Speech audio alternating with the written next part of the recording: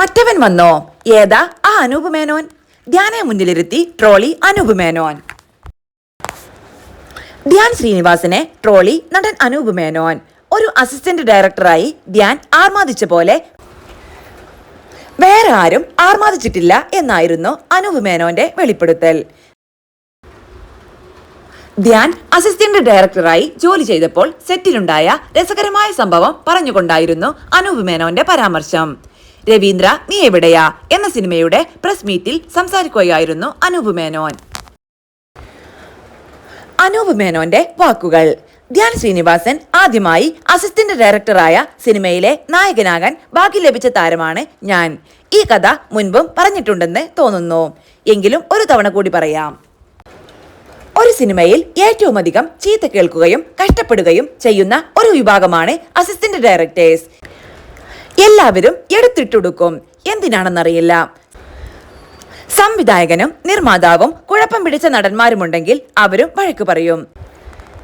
എല്ലാ അസിസ്റ്റന്റ് ഡയറക്ടർമാരോടുമുള്ള സിമ്പതിയും സഹാനുഭൂതിയും വച്ചു പറയട്ടെ, ഇക്കൂട്ടത്തിൽ എല്ലാവരിൽ നിന്നും മാറ്റി നിർത്തേണ്ട ഒരാളാണ് ഈ ഇരിക്കുന്ന ധ്യാൻ ശ്രീനിവാസൻ.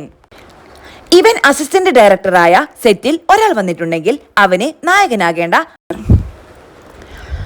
അസിസ്റ്റന്റ് ഡയറക്ടർ ആയാൽ മതിയെന്ന് പറയും. കാരണം ഇവൻ അവിടെ ആർമാദിച്ച പോലെ ഒരു അസിസ്റ്റന്റ് ഡയറക്ടറും മലയാള സിനിമാ ചരിത്രത്തിൽ ചെയ്തു കാണില്ല.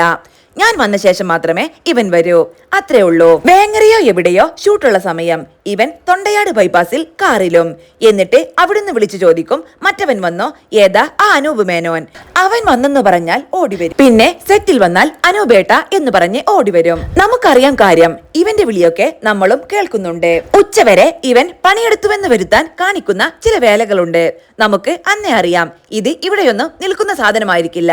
ഇവൻ പടർന്നു പന്തലിച്ചിട്ട് ഹോട്ട് കേക്ക് എന്ന് പറയുന്ന അവസ്ഥയിലേക്ക് എത്തുമെന്ന് നമുക്കറിയാം. കാരണം ഇവൻ അതല്ലാതെ വേറെ ഒന്നുമാകാൻ കഴിയില്ല. പക്ഷെ എന്തൊക്കെയായാലും ഇവൻ അടുത്തത് എനിക്കിട്ട് പണി തരുമെന്ന് ഉറപ്പാണ്. എന്നിരുന്നാലും എനിക്കൊരുപാട് ഇഷ്ടമുള്ള അഭിനേതാവാണ് ധ്യാൻ.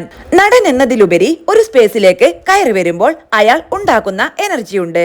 അത് ചില്ലറ കാര്യമല്ല, എളുപ്പമല്ല അത് ഉണ്ടാക്കിയെടുക്കാൻ.